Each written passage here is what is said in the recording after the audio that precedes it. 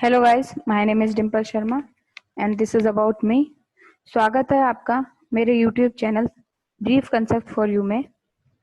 ये हमारी people development and environment जो कि पेपर फर्स्ट यूजीसी नेट के पेपर फर्स्ट की यूनिट 9 है, उसकी सीरीज का थर्ड लेसन है। इससे पहले हमने इस यूनिट के जो चैप्टर्स है उसमें एनवायरनमेंट की डेफिनेशंस है, कुछ कंसेप्ट्स हैं और इकोसिस्टम इकोलॉजी इनके बारे में देख चुके हैं। उन वीडियोस के लिंक मैं आपको डिस्क्रिप्शन में दे दूंगी।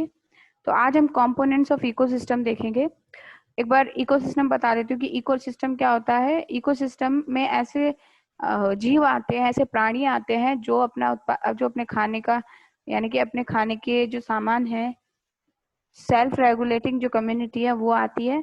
और वो कम्युनिटी के जो लोग जीव हैं वो एक दूसरे को कैसे इफेक्ट करते हैं, कैसे इफेक्ट होते हैं एक दूसरे से, और कैसे वो भौतिक पदार्थों का और ऊर्जा का आदान प्रदान करते हैं। ये सब इकोसिस्टम के अंतर्गत होने वाली प्रक्रिया या चीजें हैं। ठीक है, तो कंपोनेंट्स ऑफ इकोसिस्टम दो तरह के होते हैं, जैविक और अजैविक। जैविक जिसमें बायोलॉजिकल, जिस तरह से पेड़ पौधे, हरे पेड़ पौधे हैं, प्राणी है, जीव जंतु है या सूक्ष्म जीव, इस तरह की जैविक में आते हैं। और अजैविक घटक में आते हैं नॉन लिविंग थिंग्स, जो निर्जीव पदार्थ, निर्जीव प्रकृति की वो सारे निर्जीव चीजें जो जैसे मृदा है, जल है, वायु, वो अजैविक घटक में आते हैं। जैविक जो घटक है यानी जैविक कारक, वो मिलकर जैविक पर्यावरण की रचना करते हैं। यानी कि जब बायोलॉजिकल चीजें मिलती है तो वो एक बायोलॉजिकल एनवायरनमेंट ही बनाती है। जैसे कोई एनवायरनमेंट है, अब वहाँ पे जीव जंतु, पेड़ पौधे, प्राणी हैं, तो वो उस तरह से अपने चीजों, अपने जो पदार्थ है, ऊर्जा का आदान प्रदान करेंगे। तो जब वो प्रक्रियाएं उस जगह होगी तो वो बायोलॉजिकल एनवायरनमेंट कहलाएगा। इसमें दो चीजें सब बहुत इंपॉर्टेंट है जैविक घटक या कारक में, प्रोड्यूसर्स और कंज्यूमर्स। उत्पादनकर्ता और उपभोक्ता। उत्पादनकर्ता जो उत्पादन करता है, मतलब चीजें बनाता है दूसरों के लिए, और उपभोक्ता जो उन चीजों को, उन पदार्थों को यूज लेता है। अब आगे देखते हैं biotic versus abiotic versus biotic factors. मतलब थोड़ा सा देख लेते हैं कि बेसिकली इसमें क्या है। अबायोटिक जो होता है वो नॉन लिविंग पार्ट्स होते हैं, फैक्टर्स होते हैं एनवायरनमेंट के, जैसे water, sunlight, temperature, air, soil. And biotic factors living things या वन लिविंग ऑर्गेनिजम्स एनवायरनमेंट के। ठीक है, वो जीव या लिविंग थिंग्स जो होती है वो बायोटिक में आती है। एग्जाम्पल है predators, pray, plants, bacteria, fungi आदि। ठीक, उत्पादनकर्ता वे जीव जो अपना भोजन स्वयं बनाते हैं, उत्पादन करते हैं। यानी कि एनवायरनमेंट के ऐसे जीव जो प्राकृतिक तत्वों से मिलकर, मतलब प्राकृतिक तत्वों से क्रियाएं करके अपना भोजन खुद उत्पादित करते हैं और उस उत्पादन को उपभोक्ताओं के लिए दे देते हैं। जैसे हरे पौधे प्रकाश संश्लेषण विधि द्वारा क्लोरोफिल की सहायता से CO2 और H2O से अपना भोजन बनाते हैं। जो हरे पेड़ पौधे हैं, जो पेड़ पौधे हैं, वो सूर्य से प्रकाश संश्लेषण जो विधि होती है, सूर्य से ऊर्जा लेके, सूर्य का जो प्रकाश है, सूर्य के जो प्रकाश से क्लोरोफिल की सहायता से CO2 जो मानव प्राणी श्वास लेते वक्त बाहर निकालता है, छोड़ता है, वो CO2 होती है। और H2O जल को बोलते हैं। तो कार्बन डाइऑक्साइड और जल से पेड़ पौधे अपना भोजन तैयार करते हैं। ठीक है, प्रकाश संश्लेषण की प्रक्रिया में दो तरह के परिवर्तन होते हैं, अकार्बनिक यौगिक का कार्बनिक यौगिक में परिवर्तन। पहला, अकार्बनिक यौगिक में जैसे जल है, कार्बन डाइऑक्साइड है, नाइट्रोजन है।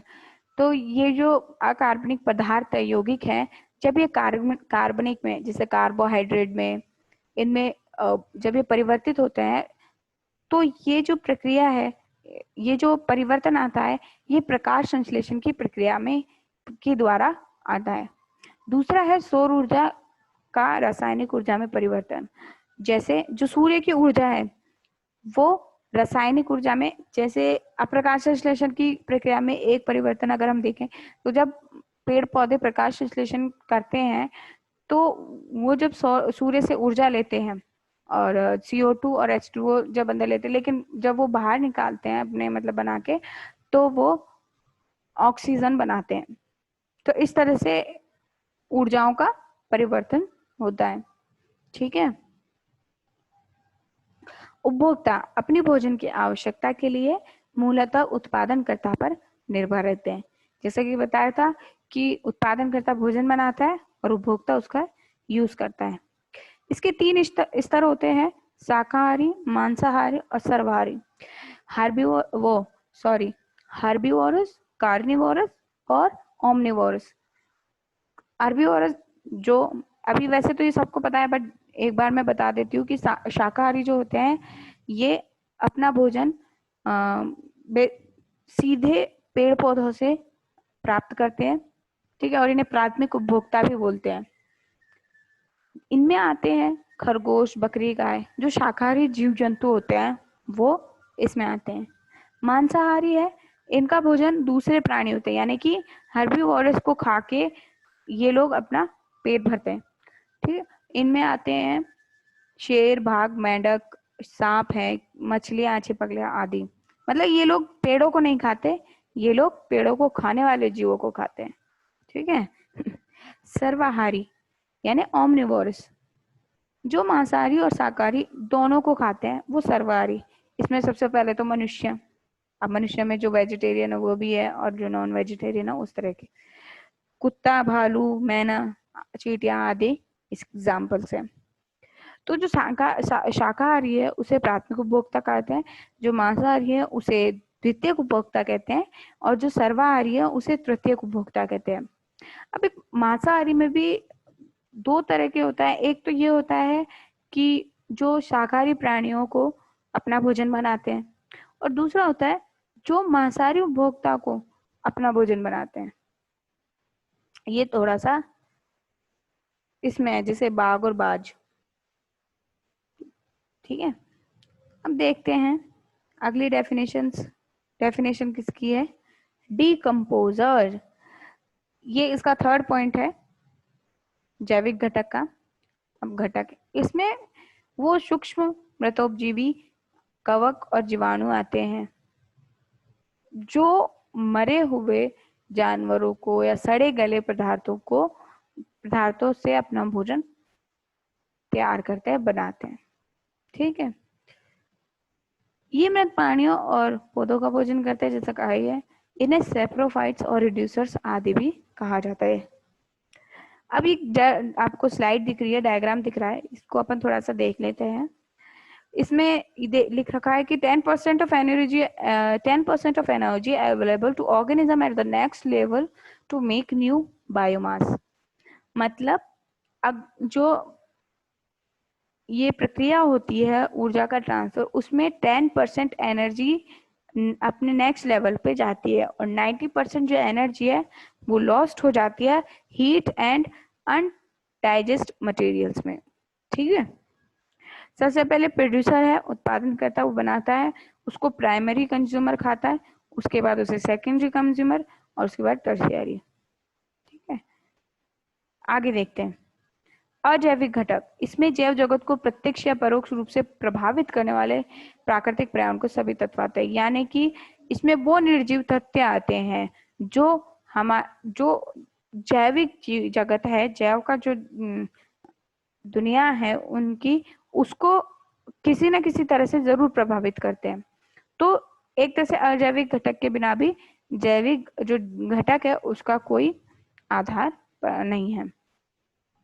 अब इसमें 3 पॉइंट है, अकार्बनिक, कार्बनिक और भौतिक। अकार्बनिक घटक में क्या आता है, जल, मृदा, वायु, प्रकाश, खनिज तत्व। ठीक है, कार्बनिक घटक में आते हैं कार्बोहाइड्रेट, प्रोटीन्स, लिपिड्स, अमीनो अम्ल आदि। और भौतिक घटक में आते हैं जलवायु, तापमान, प्रकाश, सौर ऊर्जा, ये सारी फिजिकल कंपोनेंट्स में आते हैं।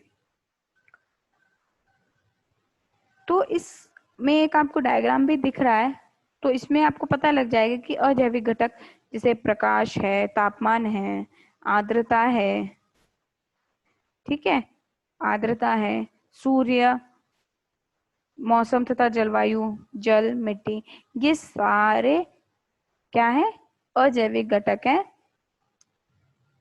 तो आज के लिए इतना ही काफी है। ओके, अगर आपको वीडियो पसंद आए हो तो please do like, share and subscribe my channel. Then मिलते हैं अगले वीडियो में। Thank you.